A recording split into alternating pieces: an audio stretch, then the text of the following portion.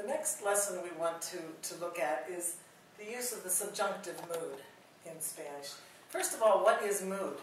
In Spanish you have two separate moods. You have indicative mood and you have subjunctive mood. The indicative are the tenses that you've learned already.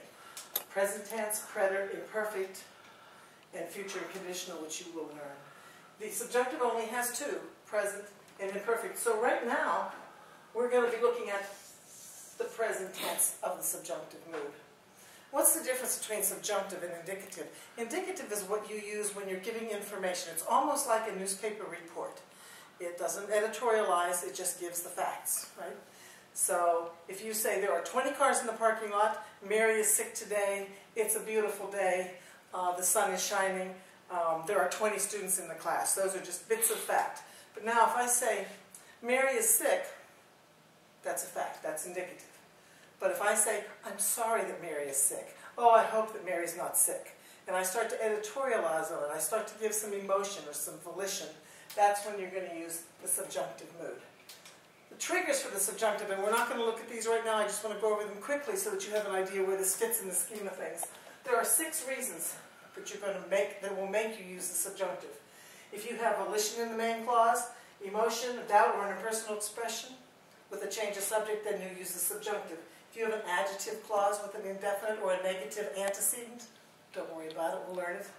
Or if you have certain adverbial expressions, those will make you use the subjunctive in the dependent clause. So without worrying about the triggers for right now, let's just look at the subjunctive and how you form it. When we did the 2 commands, affirmative and negative, I walked you through the formation of the subjunctive mood, because most command forms come from the subjunctive. So let's go through that again. The way you form the subjunctive mood is you take the first person singular of the present indicative. So, for example, you might say hablo, and pongo, I put, and tengo, I'm cold, tengo frío, right?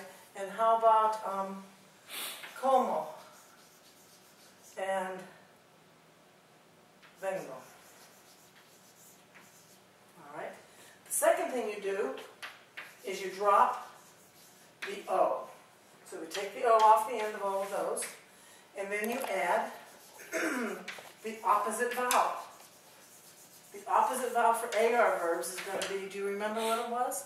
The opposite vowel for AR verbs is E. For ER and IR verbs, it's going to be A. So, for hablar, because it's an AR verb, it's going to be hable. For poner, okay, poner is going to be P-O-N-G. Okay, it's an ER verb, so it's going to be A, ponga. Tener, it's an ER verb, so it's going to be tenga. Comer, it's an ER verb, so it's going to be coma. Venir is an IR verb, so it's going to be venga. Right? So then to conjugate these, looks like your regular indicative conjugations, very similar. It looks like this. Hable.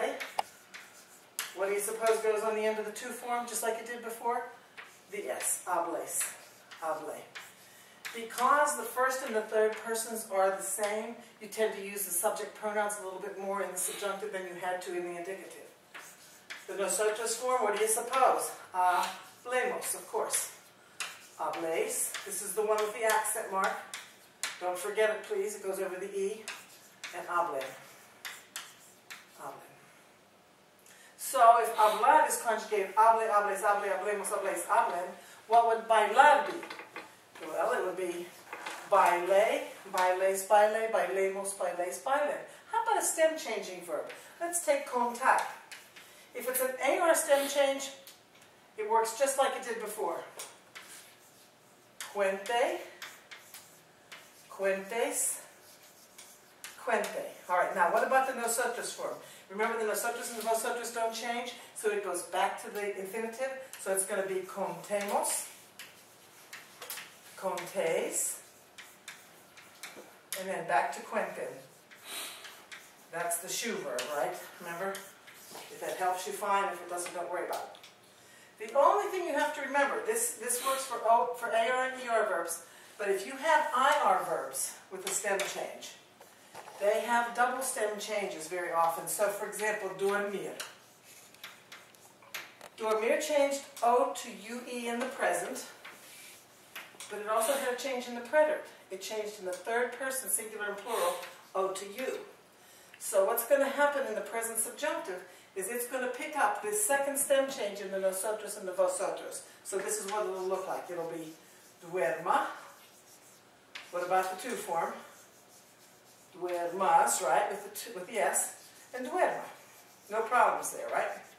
So now we go to the nosotros form. Instead of going back to the O, we pick up this. So now it's going to be duermamos, duermais, accent mark, and back to the UE, duerman. And again, shoe verb, if that helps. Duerma, duermas, duerma, durmamos, durmais, durma. Now, morir is the same as dormir, right? Morir.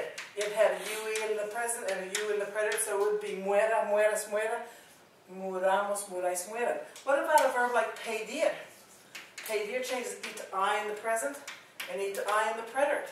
So it's going to have, in effect, I's throughout, right? It'll be pida, pidas, pida, pidamos, pidais, pida. No difference.